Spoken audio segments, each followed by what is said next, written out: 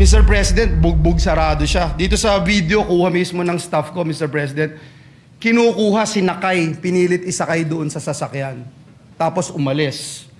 Ito, duguan na po yung ating Senate OSAA. No, we want to tell the staff, the OSAA that are here today, that we are with them 1,000%. We are with you 1,000%.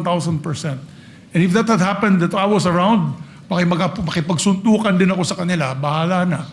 And for the record, Paano natin pag-uusapan yung ibang... And for the record, Mr. President, I still have the floor. And for the record, Mr. President, Halimbawa, si Trillanes, winawagayway niya, ito ay kayong warrant. Ayaw man lang. Bakit hindi nila suriin?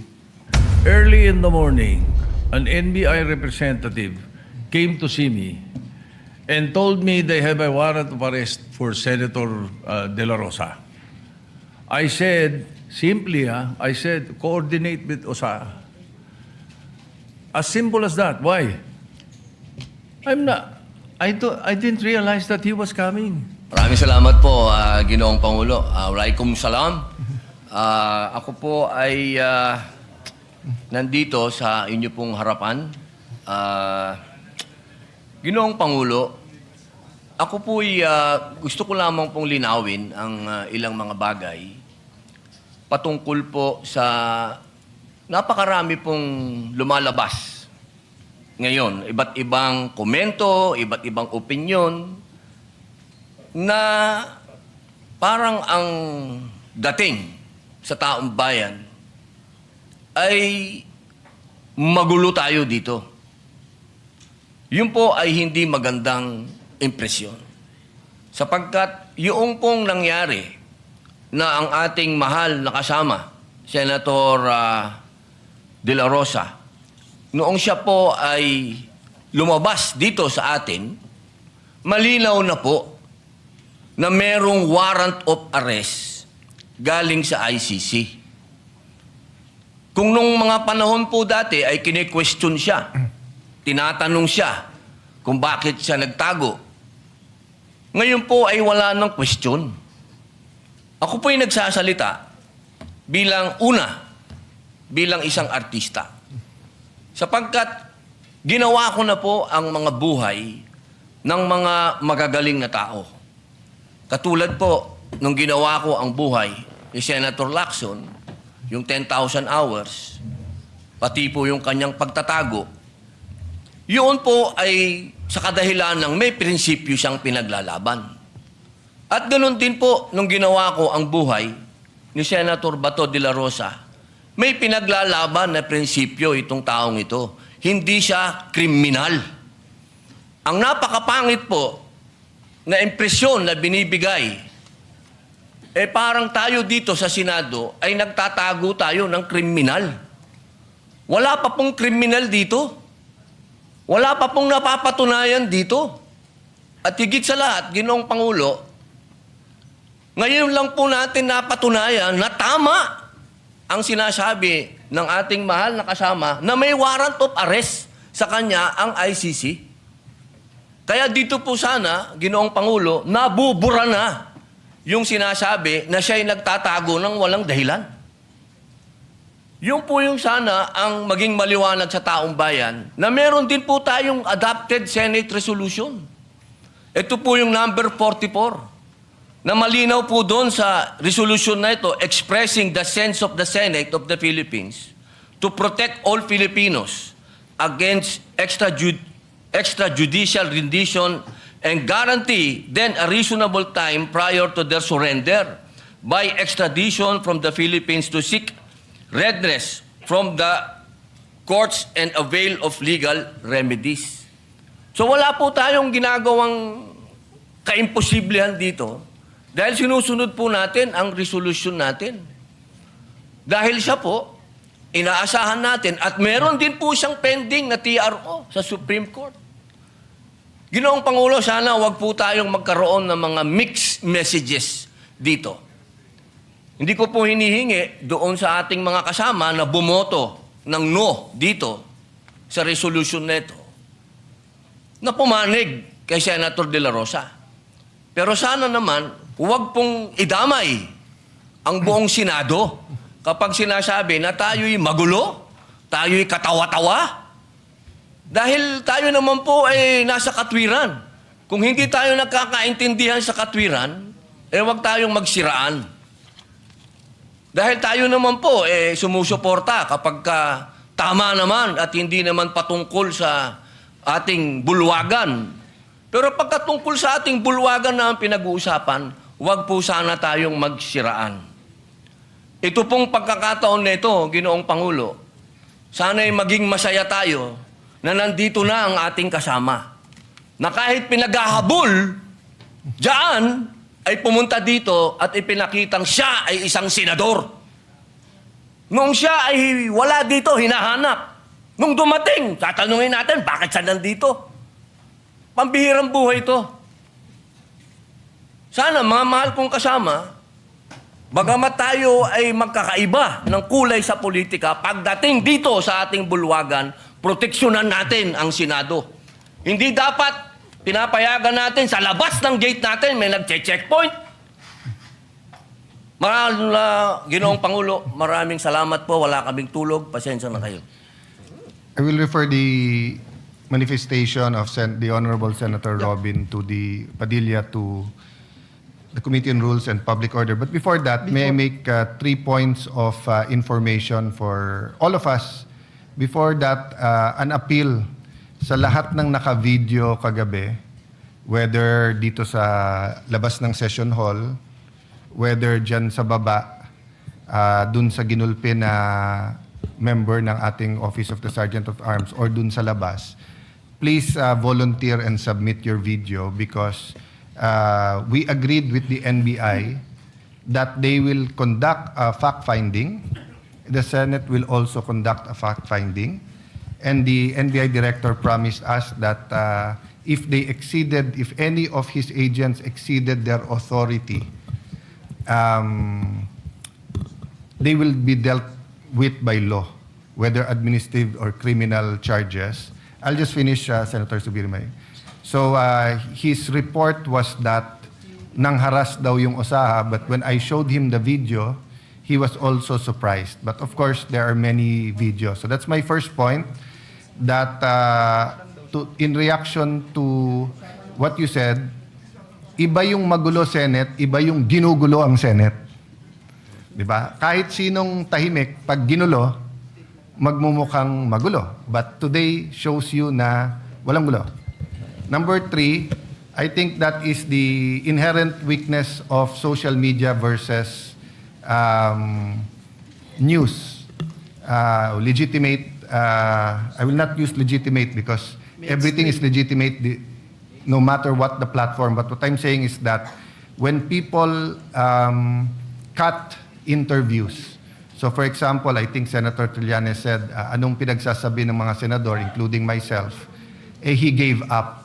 But if you look at my whole interview, ang sinabi ko, ang naging tradisyon at nirerespeto to ng kahit na pinaka mabibigat or pinaka mga administrasyon na inaccuse ng paggamit ng kamay na bakal, ay nagko-coordinate first bago nila i-serve ang warrant dito. Number 2, we allow the senator to exhaust all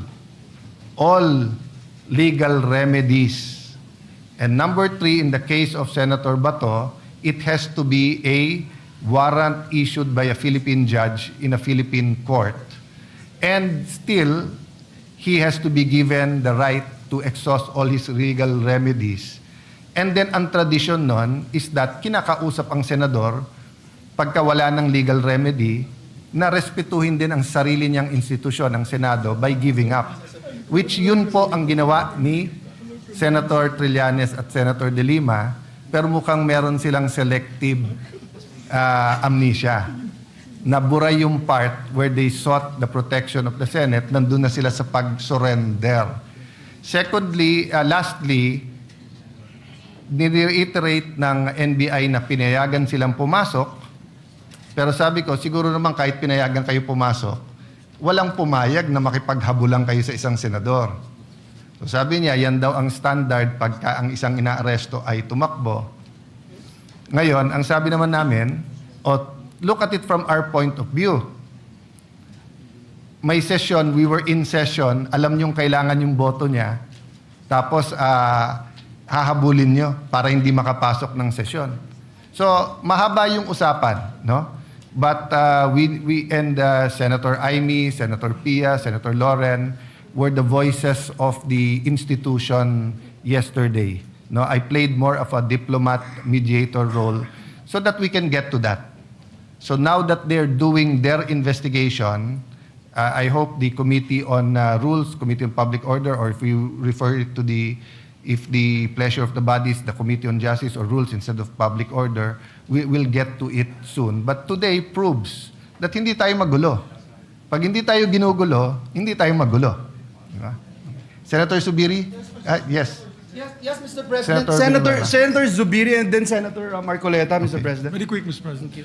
And then President, just very Senator- quick, just to add to the discussion, to weigh in the discussion. Yung nangyari po sa ating OSA yesterday is, I would say, not just a very sad but tragic experience for OSA. I think I'm looking for the right word. Hindi ko lang masabi na hindi ko babastusin yung NBI. Outraged talaga. Outraged. We're outraged. Thank you, Senate President, for helping me. That we were outraged. He did not deserve that. Ginagawa lang po niya ang tungkulin niya, trabaho niya bilang empleyado at OSA ng ating Senado. There should have been more proper restraint on the part of the enforcement agency. And I commensurate to our staff na low moral yung ating mga OSA kahapon. We must stand by them because these are the people that will give their lives for us if there's anything that will happen in this building. And we should also be ready to give our lives for them, Mr. President. Kawawang-kawawa sila. Kaya I condemn what had happened to our OSA staff and to all the ruckus that they had created inside the Senate building, Mr. President. Tama po kayo. There's always been decorum when these things have happened. It's happened before. We were together when Senator Laila de Lima was arrested here in the Senate. There was, but they served the warrant here initially, and she had asked if she could be served in her home, so she could go home and greet her children and say goodbye to her children. So there's a proper decorum, Mr. President. Former So- Senate President, that's exactly Yes. what I said. You could have allowed him in the session hall, then informed either the Senate President, the OSAA, or the Secretary of the Senate that there's an arrest warrant. We could have suspended or discussed with you. But instead, you wanted to nab him right before entering. No? So there was much discussion on that. But thank you Yes. for your No, expression. we want of to tell the support. staff, those that are here today, that we are with them 1,000%. We are with you 1,000%. And if that had happened, that I was around, makipagsuntukan din ako sa kanila, bahala na. Di ba? So, ang akin lang is, Mr. President, may I move with the permission of the body that the Senate shoulders medical expenses, Mr. President. Kasi may, na hospital siya, Mr. President. Yes. Mr. President, Thank you, Mr. President. if I may, with the indulgence of the Senator good former Legarda, Senate yes. President Miggs, yes. It was with Senator Pia Cayetano that we went to the clinic yesterday and we saw Terence Lim, the OSA. I will not give the details on which hospital, but he was being checked by our medical doctor. And because there was supposedly a hematoma and we saw his physical condition, so we asked for an ambulance, Senator Pia and I, and he is in a private hospital now. I'm covering personally his expenses because his medical card in the Senate would not cover the private doctors and consultations expense, the CT scan and all that. And because there is a supposed hematoma, and it's not just, I thought there was just going to be a checkup, but there was a need for a minimum of 3 days stay to check his condition because it's not as simple as that could have been dealt with in a medical clinic. All I can say was we were shocked. Senator Pia would probably be able to explain this. I could not explain how that actually could happen at the gates of the Senate. It's something you see in the movies. It's shocking. When Senator Zubiri said, baka makipagsuntukan siya, I don't think you meant that literally. You meant it figuratively to show your outrage, to show, yes, no, I would like to, because we're not supposed, dapat hindi nagsusuntukan dito, di ba? Pero when I asked also the other OSA this morning, why did you not come to his rescue? Because the video that Senator Pia showed me was Terence Lim on the ground being mauled by big, burly men and people watching him. So I asked, ba't hindi niyo tunulungan?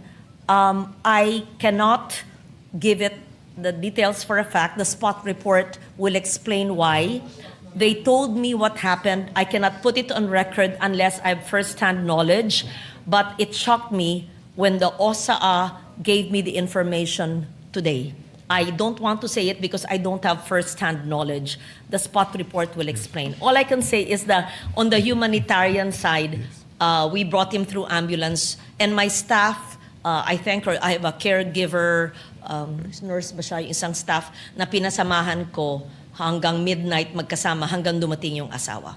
And then maybe Senator Pia can explain that further. Thank you, Mr. President. Mr. President. Former Senate President Soto. Thank you. Mr. President, may I be allowed to lay to rest this particular issue as far as I'm concerned? Because I have been mentioned in media by members of the Senate that as Senate President daw, pinayagan ko daw yung word na ginamit is pinayagan ko daw yung NBI na pumasok dito. May sinasabi nagpakain pa, yung mga ganon. Let the records, speak for itself. Ito muna sa akin, Mr. President. Early in the morning, an NBI representative came to see me and told me they have a warrant of arrest for Senator De La Rosa. I said, simply, I said, coordinate with OSA. As simple as that. Why? I didn't realize that he was coming.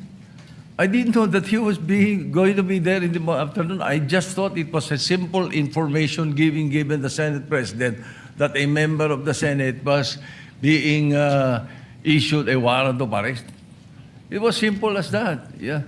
Kaya, hindi pa pwede, little did I know that, Senator De La Rosa, after 7 months of not being here, will suddenly come. Kaya, ganun kasimple lang sinabi ko. Coordinate with the OSA. So, put that to rest. Baka ang iniisip kasi, ang narinig ko, sa intindi ko, pati ang tanong ng media sa akin, pinayagan ko lang lahat yan nangyari na yan. Kung saan sinasabi ganun eh. If I had known that he was coming, if you informed me that he was coming, I would have had a different perspective. Like what happened with the CIDG when they issued a subpoena to Senator De La Rosa's office. Simple. Walang issue, walang problema. Pinadala lang. Ganun lang sana, Mr. President. I would not be remiss of anything. And definitely, I will not be guilty of obstruction of justice. Like, for example, in the case of Senator Trillanes, I was majority leader. And when he was holed up in his office for, I think, about 1, 2 days, 3 days. But when he was issued and he was showed the warrant of arrest, sumama siya. Binasahan siya ron mismo sa opisina niya. In the case of Senator De Lima, when the warrant of arrest came and she was here, ang pinakiusap lang niya, doon sa bahay siya arestuhin para kumahanda siya ng damit at makapagpaalam. Ganun lang eh. Dito naman sa Senate, alam naman natin yan. Oh, by the way, when I said coordinate with this OSA, they know the rules. Yung pa ang binanggit ko. Exact wording ko yun, Mr. President. For the record, so that we can put this to rest already. Makapagtrabaho na tayo kung saan na pupunta usapan. Yeah, for clarity, former Senate President, one, I asking for a report, but I remember Senator De Lima stayed in her room for a few days before that. No, so the way that they're saying that surrendered right away is she was allowed to exhaust remedy. Now, as Senator Pia, Senator Lawrence, Senator Aimee, and Mark Villar were in the room with me, it was the NBI director who said, pinayagan kami ni Senator Soto, alam niya nga arestuhin namin. Kami ba iikot sa loob at mapapasok ba namin lahat ng tao? So I corrected him. I said, Hindi kung ganun pinayagan ang man kayo, they're my witnesses, I'm just Senate President. So ang sinabi ko sa kanila, assuming pinayagan kayo ni Senator Soto, hindi naman siguro siya pumayag, makipaghabulan kayo, di ba? So yun ang sinabi. And sabi namin, ang sagot nga niya, sir, nakita niyo nung umabot na sa loob ng session hall, hindi na naming hinabol.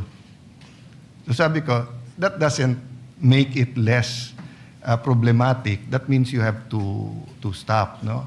So Senator Pia, you were there, so please feel free to speak. For full disclosure, I asked him after it was established na nakipaghabulan hanggang dito. So sabi niya, ni NBI Director, sabi ko sa kanila, wag silang papasok sa session hall.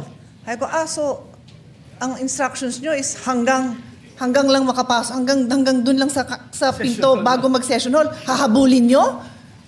And then, medyo hindi niya na sinagot yun.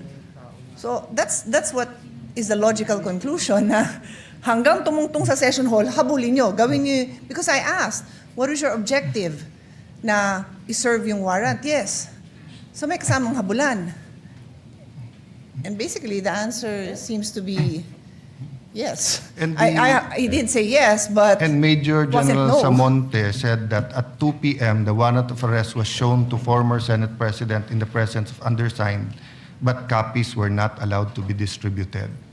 But consistent with the Senate President said, earlier this morning, NBI Chief Attorney Dongalo paid a call to the undersigned to coordinate an arrest order. As per agreement, the supposedly arrest should be effected when the warrant of arrest is presented as guidance of the former Senate President Vicente Soto. On or about 2 p.m., the warrant of arrest was shown to the former Senate President, the President undersigned, but copies were not allowed. So in the report kasi po, sir, ni Sergeant at Arms, the arrest was coordinated, not just the arrest warrant. That's why maybe the media, this was submitted during the session. Yes, but I clarified that I do not believe that the actual manner. So there are two issues, no? Was it coordinated, which they're saying that they're disputing that. Secondly, the manner in which they carried out the order. Senator... Mr. President, just to put on record, the parliamentary status is that Senator Padilla made a manifestation and he is about to be interpellated by Senator Marcoleta. And so we thank the gentleman for allowing our colleagues to interject. But before we say something, Mr. President, I just wanted to add to what our colleagues mentioned dahil yung mga osaan natin na nagpapakamatay for the Senate institution, Mr. President, pakita natin sa kanila, Mr. President, that we are all out in defending them. Ako po, Mr. President, nandun mismo ako doon sa Senate Clinic nung dinala yung OSAA personnel natin. Mr. President, bugbog sarado siya. Dito sa video, kuha mismo ng staff ko, Mr. President, kinukuha, sinakay, pinilit isakay doon sa sasakyan. Tapos umalis.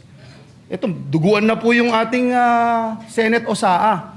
Kaya yung totoo yung sinabi ni Senator Migs, nakausap ko si Senator JB, nakausap ko si Senator Robin, nakausap ko si Senator Jinggoy, lahat po kami talagang nagpanting ho yung tenga namin dahil, Mr. President, ito yung tao ho natin to mga kasamahan natin na nagbabantay at ginagawa lang yung trabaho. Yun pong individual na ito, Mr. President, kakaisang buwan pa lang po niya dito sa Senado. Kakatapos lang ng training niya to be part of OSAA. And yet, Mr. President, ito yung naranasan po niya sa Senate premises, Mr. President. Kaya hindi lang po yung medical treatment ang aming hinihiling, Mr. President, pati ho legal, Mr. President, ibigay natin what we can do. Because, Mr. President, kung walang magpa-file ng kaso sa mga ito, ako mismo maglilid to file cases against these people, Mr. President. Thank you, Mr. President, and may we now recognize Senator Rodante Marcoleta for his interpellation. Thank you, Mr. President. Thank you. May I just state, Senator Padilla, so all of this is preliminary. An investigation is going on administratively, but I urge the Committee on Rules to take charge so that we can get all of the facts, because apparently, even with just 24 senators, history repeats itself. Di ba? I mean, there's been several senators arrested, attempted to be done here. And that's historical. Even during the first parliament, ginagawa ng mga hari reyna yan, hinaharas minsan, or minsan legitimate. So anyway, thank you for bringing it up, and you have the floor, Senator Padilla. Ginoong Pangulo, gusto ko lamang pong ibalita sa ating mga kasama na naging maganda po ang responde ng Commission on Human Rights sapagkat kaninang umaga po nakipagpulong sila sa atin at nakipagpulong po sila sa USAA at kay Senator Bato de la Rosa patungkol po sa nangyari na karahasan at pang-aabuso sa karapatang pantao ng ating mga kasama dito sa Senado. Pangalawa, gusto ko lamang din pong iparating sa ating mga taong bayan na magkakaiba po ang kaso ni Senator Trillanes at Senator De Lima sa kaso po ni Senator Bato. Dahil si Senator Bato, ang warrant po niya ay hindi galing sa Pilipinas. Ang warrant po niyan ay galing sa ibang bansa, sa isang dayuhang korte. Ito po ay malayo doon sa usapin na sila ang kustodiya po ni Senator De Lima at ni Senator Trillanes dito lang sa Pilipinas. Ito pong mangyayari kay Senator Bato ay dadalhin po sa ibang bansa. Medyo yun po pag-isipan nating mabuti. Dapat bang mangyari muli ang nangyari kay dating Pangulong Rodrigo Roa Duterte? Dapat bang mangyari pa yan muli sa isang Pilipino? Yun lamang po, sana alam natin ang pagkakaiba ng warrant galing sa Pilipinas at warrant sa isang korte lang ng ibang bansa.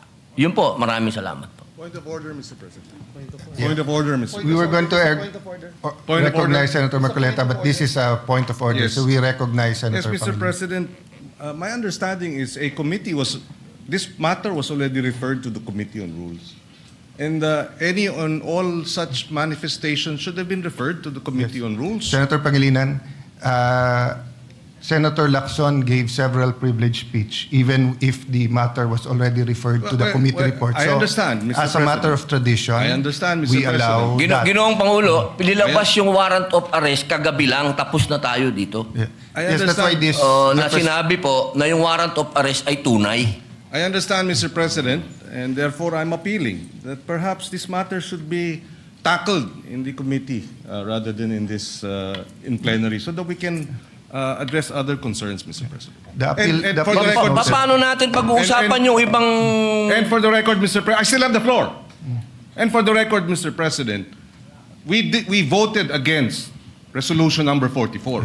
So to say that we have this resolution, yes, but there are senators who voted against it, and therefore it is not necessarily our agreement with the points being raised by the good senator from Camarines Norte. For the record, Senator Padilla did mention a while ago that he doesn't take it against, and he acknowledges that some senators voted against it, and it's on the record.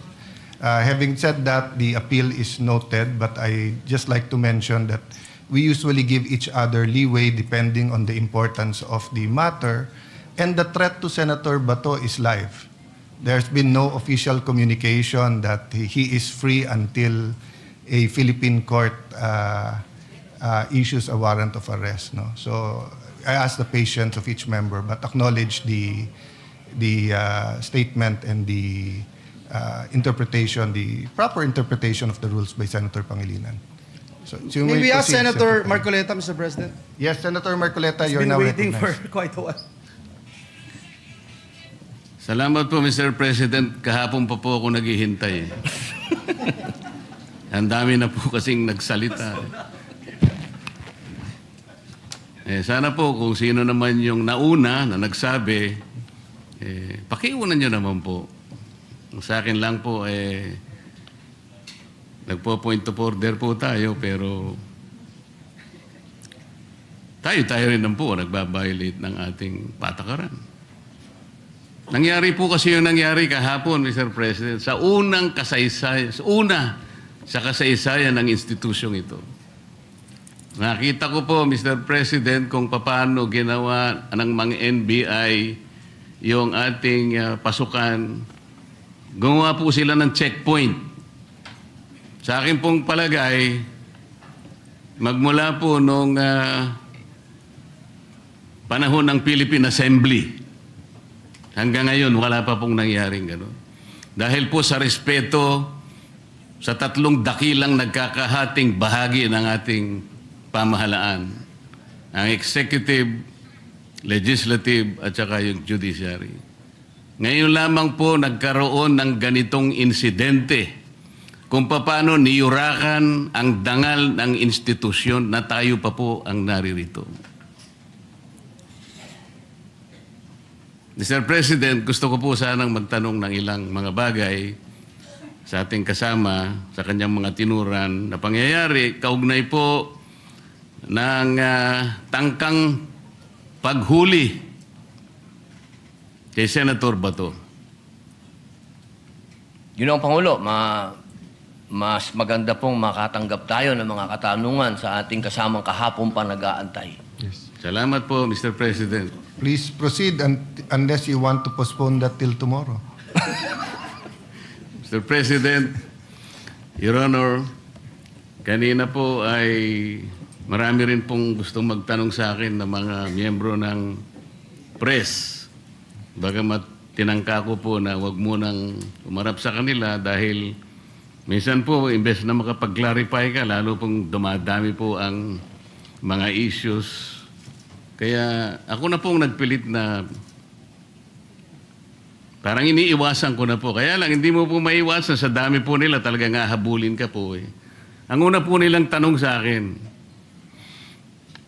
Sir, ipa-aresto niyo po ba si Senator Bato? So sagot ko po, Mr. President, tanong din. Ikaw, kayo, gusto niyo ipa-aresto? Ang sagot sa akin, hindi po, kayong tinatanong namin kasi kayo po ang nandito. Eh. Hindi, tinatanong ka rin kita kasi Pilipino ka. Gusto mo bang makita ang isang senador na ibinoto ng sambayanang Pilipino? Aaresto sa loob mismo ng Senado? Hindi po. Okay, kung ikaw hindi, di lalo na ako. Kayo po ba'y na-interview rin ng gano'n? Opo. Sir President? Nakakagulat po sapagkat ako po din mismo, mahal na kasama at idolo namin, Senator Marcoleta. Nagtataka din po ako sapagkat marami po sa mga tanong sa ating ibinabato. Parang tayo pa ay may kasalanan sa pagbibigay natin ng masasabing lugar sa ating kasama dito sa Senado.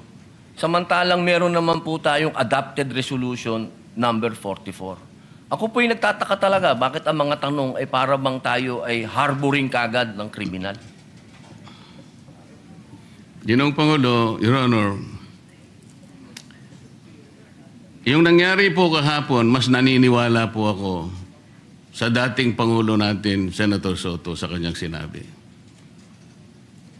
Nung tinanong ko po siya kahapon, habang nagmimerienda po tayo, nung tayo nakasuspindi pa, sabi ko, Mr. SP, nung pinuntahan ka ba ng NBI, pinakita sa'yo yung warrant of arrest? Nakita mo ba? Hindi, sabi niya. Ako po naniniwala na talagang hindi nila ipinakita yung warrant of arrest sa ating dating Pangulo ng Senado. Ang ating pong miyembro ng press, Mr. President, mahilig lang silang tanong ng tanong eh. Pero yung basic yun ang ayaw nilang tanongin eh. Halimbawa si Trillanes, winawagayway niya, ito ay kayong warrant of arrest. Ayaw man lang, bakit hindi nila suriin? Pwede po bang makakuha ng kopya niyan? Kasi po kahapon, Sir President, Your Honor, nung makausap natin ng NBI Director,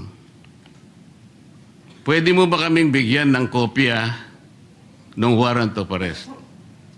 Pwede mo rin ba kaming bigyan ng communication between the ICC and the Interpol? Sapagkat ang Interpol, ang karaniwang ginagamit po nila para i-execute yung warrant ng kanilang in-issue. Yung namang Interpol, gagamitin po niya yung counterpart dito sa ating bansa, ito po yung PCTC. So sabi ko, bigyan mo rin kami ng communication mula sa Interpol papunta sa PCTC. At mula sa PCTC, meron silang sulat din sa inyo at kayo nga ang dineputize para i-serve yung warrant of arrest kay Senator Bato. Maliwanag po yung sagot niya, Mr. President, Your Honor. Opo. Gusto ko po sanang itanong, Mr. President, kung nag-comply na yung NBI Director na yung ating hinihingi ng mga communications para mapagtibay natin kung talagang meron ngang in-issue, kung totoo nga po na merong warrant of arrest at hindi lang ginawa sa Claro M. Recto, para po lahat ay guided. Yes. Naibigay na po ba? So number one, Senator Marcoleta, I apologize to you. You were present and in fact, you made very good points to the NBI Director. Number two, tama po kayo. He promised to officially communicate the warrant and I told him he is welcome to serve the warrant. The issue is the actual arrest. So I asked my staff as to my office, wala. To our secretariat, may na-receive ba tayo from the NBI? Wala pa. So, Yeah, wala pa. Mr. President, Your Honor, doon lamang po sa simpleng requirement natin, dahil nung gabing yun, ang sabi niya, hindi lang niya dala, nasa sasakyan niya. So, hindi na natin siya pinilit, dahil yung sasakyan niya nasa labas. Pero, Mr. President, Your Honor, alas 5 na po eh. Yung po bang mga requirements na yun, simpleng-simple po para matukoy lang natin kung talagang merong warrant of arrest. Bakit hindi po hanggang ngayon ay naibibigay ng NBI na sila pala, allegedly, ang dineputize ng kung sino-sino na iserve ang warrant of arrest sa ating kasama? Bakit po? O baka nga po wala eh. Ito yung pinaka-problema. Ang dami pong kumakalat na issue sa labas, tinatago raw natin, meron pa pong nagsabi kung sino-sino na yung pagkup-kup daw po natin, yung ginamit natin, yung inadapt nating resolution number 44, sabi ni Trillanes, obstruction of justice. Yan po yung mga pinagsasasabi nila. Your Honor, alam niyo po ba yung statement ng Permanent Mission of the Republic of the Philippines sa United Nations noong 79th session of the UN General Assembly? Ba, napakaganda po yan. Mas maganda po, basahin niyo po sa amin. Kasi hindi mo pa alam, di ba? Opo. Salamat po, Mr. President. Ito po kasi may kaugnayan sa pinag-uusapan natin eh. Ito pong 79th session of the UN General Assembly ay may kinalaman po sa pagde-define ng scope and application of the principle of universal jurisdiction. Ito po yung naganap, Mr. President, on October 16, 2024. Kasi po, bilang tayo po ay permanent member ng United Nations, tinanong po nila yung ating posisyon. Paano ang pagkakaintindi mo sa principle kanya and application of universal jurisdiction? Ang sabi po ng Pilipinas, Mr. President, Your Honor, kami po sabi niya the general rule is that jurisdiction is territorial. Universal jurisdiction is an exception grounded on the need to preserve international order. Tama naman po yun eh. Ang pinag-uusapan po na, sinight po ng ating gobyerno, Mr. President, yung Section 17 ng Republic Act number 9551. At sinasabi po nila doon, sabi po ng ating permanent mission, Section 17 of RA number 9851 specifically provides for the Philippine jurisdiction over persons, whether military or civilian, suspected or accused of a crime defined and penalized under Republic Act 1951, regardless where the crime is committed. Sa mga tweet, tayo na po ang nagsabi sa United Nations na tayo po yung merong jurisdiction. At sinama pa nga po yung Section 18 na kung saan ang Regional Trial Court po ang merong jurisdiction. Primary and exclusive jurisdiction. Kanina po, Mr. President, Your Honor, binanggit po ninyo, yung warrant of arrest kasi kanya galing sa korteng hindi sa domestic nanggaling. Nanggaling naman talaga raw sa ICC. Ipagpalagay na po natin, Mr. President, na totoo nga at hindi peke yung warrant of arrest. Kunwari valid. Ang sinasabi po ng ating batas, Mr. President, isasagawa mo lang ito sang-ayon or in accordance with the extradition laws and treaties obtaining in this country. Mr. President, wala po tayong extradition treaty sa ICC for the simple reason that ICC is not a country. Wala rin po tayong treaty sapagkat nag-withdraw na po tayo sa ICC. O paano niya po i-apply yung kanilang warrant of arrest? Ang jurisdiction po ay atin na. Mr. President, Your Honor, on May 10, 2026, ang ating kasama, Senator Bato, was served a subpoena by the CIDG for the alleged crime of EJK. Ano pong ibig sabihin nun, Mr. President? Yung pag-serve po ng subpoena, na-operationalize na po, active na po yung kaso kahit nasa investigative and prosecutorial stage pa lang. Ibig sabihin, our National Prosecution Service is already actively on the case. Paano po papasok ang ICC? The core function of the ICC, Mr. President, is under the principle of complementarity. Ibig sabihin, kung meron pong local court na gumagawa na po ng kanilang tungkulin, wala na pong pakialam ang ICC. Nang nangyari po, aktibo na pong pinupurso ang kaso, allegedly, EJK sa ating kasamahan. Papasok pa uli ang ICC. Sarili po ba nilang prinsipyo ay kanilang babaliwalain? Papayag ka pa doon, Mr. President, Your Honor? Ay, hindi po tayo dapat pumayag. At katunayan nga po, katulad po ng sinasabi ng ating ibang kasama na ito daw ating pinag-uusapan, ay wala daw itong kwenta. Napaka-imposible po nun.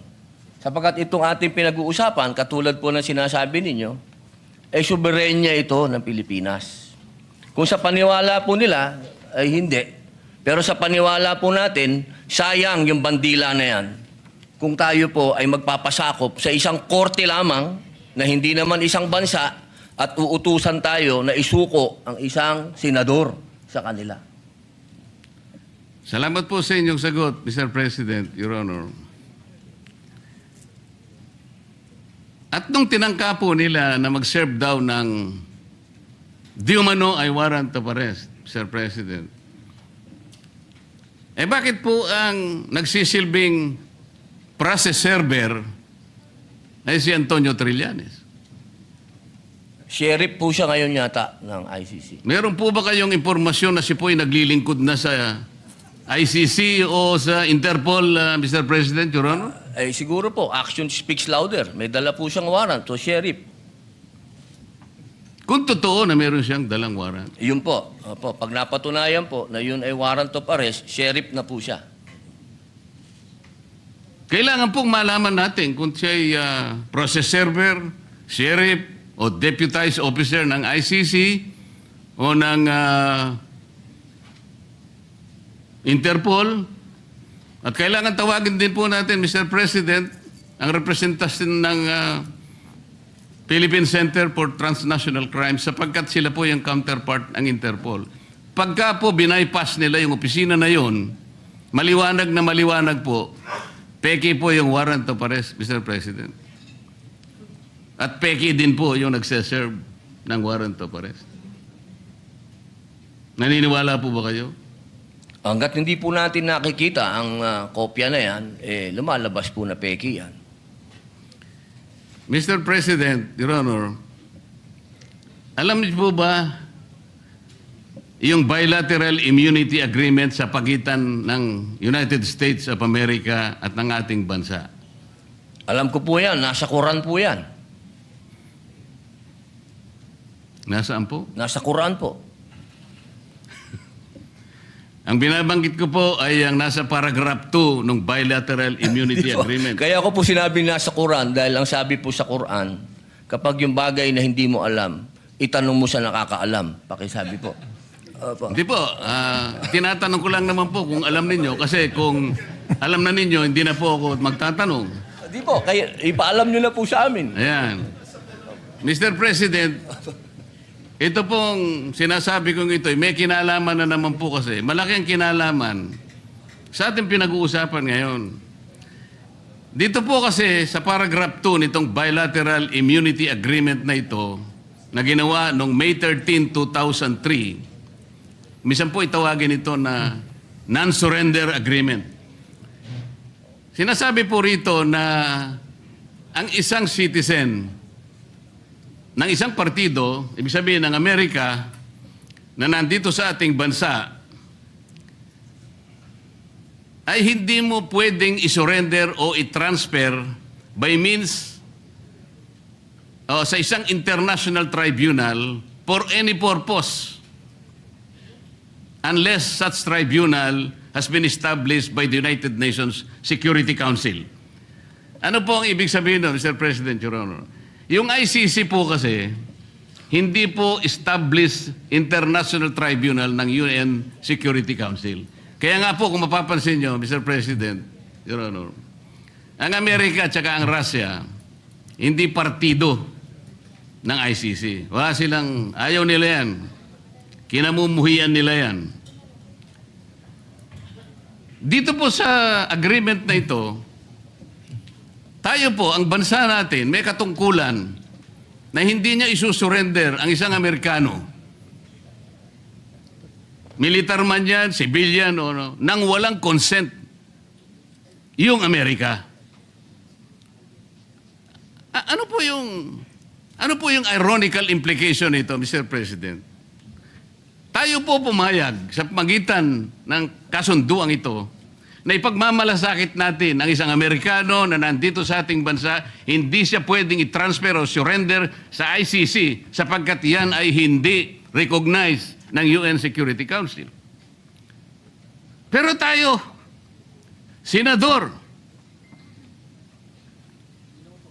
Pilipino, meron siyang mandato sa ating mga mamamayan.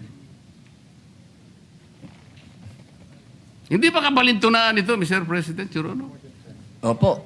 Tama po kayo. Yan po ay ibinoto po yan ng taong bayan. Katulad po ni Senator Bato. 20 million po ang bumoto dyan.